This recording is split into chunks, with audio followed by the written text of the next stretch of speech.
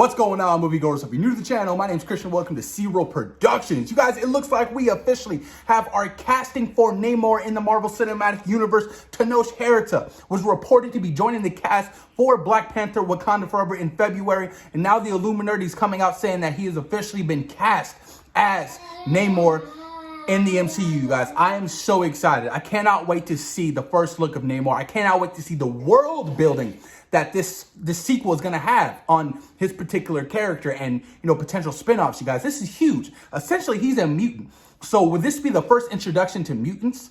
There's a lot of, talk right now of how the Marvel Cinematic Universe is going to bring mutants onto the big screen. A lot of people are claiming that Eternals is going to do it. So we really just don't know, you guys. But I'm excited for Namor. I'm really pumped to see how they're going to do this. And I'm excited for the sequel to Black Panther. Black Panther was such a huge hit.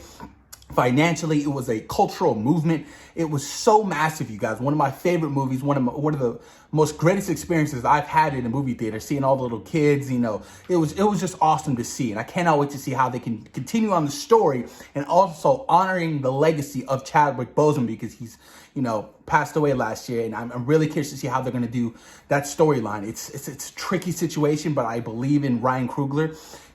He's had extra time to rewrite the script, and, I just want to know what's going to happen. Who's going to be picking up the mantle. There's rumors of M'Baku. There's rumors of Killmonger. There's rumors of, Shuri picking up the mantle. As of right now, we just don't know. You know what I mean? So it's a big mystery. It's going to be a big surprise to see how they're going to continue on the legacy of King T'Challa, you guys. I just hope they don't kill him off in some kind of way, because I think that would be kind of a disservice to the character. All in my opinion, I would have recasted the character. I really would have, and honored Chadwick Boseman's legacy that way. But I'm different, you know what I mean? Not everybody thinks the same way like me.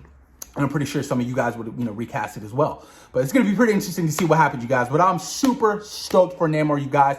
The whole underwater world of Atlantis.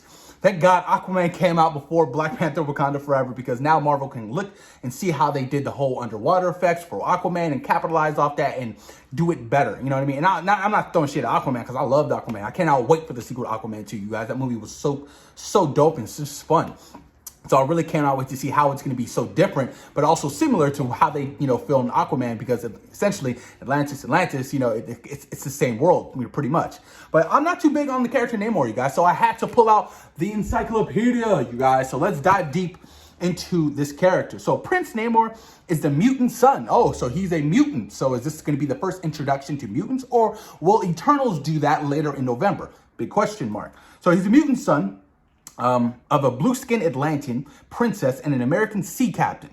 So sort of like Aquaman. He was raised in the underwater kingdom of Atlantis and grew up hating all surface dwellers. During World War II, Namor briefly sided with the Allies against the Axis powers and joined the super teams known as the Invaders and the Liberty Legion. So I'm really curious to see how old he is in the universe and his introduction. So I'm really curious to see how they're going to play that off. And a lot of people were saying, there was a little reference in Avengers Endgame when Okoye was like, it's underwater. What do you want us to do? That could have been a hint at Namor and Atlantis. So I'm really curious to see how they're going to do that. But also, not only Namor will be appearing in this film, Namoria, his cousin. Namoria is from Earth 616, was a cousin of Prince Namor the Submariner. Like Namor, and unlike most Atlanteans, she did not have blue skin. Both possess similar powers. She is considered the mother of Namorita.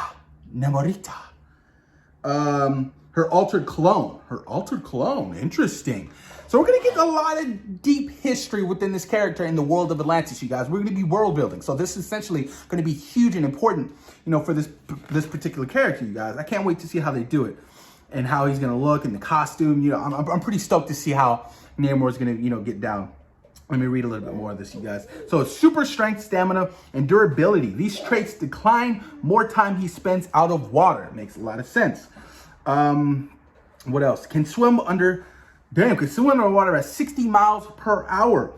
Can see clearly in ocean's depths. Telepaths rapport with marine life and can duplicate any of their abilities.